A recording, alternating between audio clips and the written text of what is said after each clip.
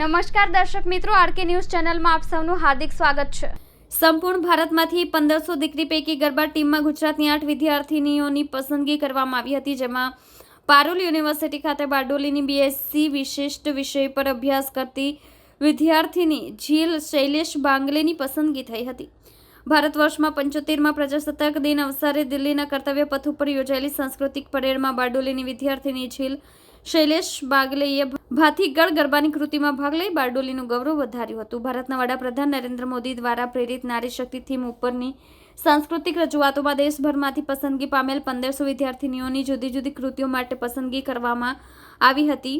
તેમાંથી ગુજરાતની 8 વિદ્યાર્થીની ગરબા ટીમમાં બારડોલીની બીએસસી ન્યુટ્રિશન કોર્સની વિદ્યાર્થીની ઝીલ શૈલેષ બાંગલેની પસંદગી થઈ હતી। ઝીલ બાંગલેના પિતા શ્રી શૈલેષભાઈ વિડીયોગ્રાફર અને માતા શ્રીમતી પૂજાબેન શૃંગાર સાધનોના વ્યવસાય સાથે સંકળાયેલ છે। દીકરી ઝીલ નાનપણથી અલગ અલગ પ્રવૃત્તિઓમાં રસ ધરાવતી અને જ્યારે તક મળે ત્યારે તેની યોગ્યતા રજૂ કરતી।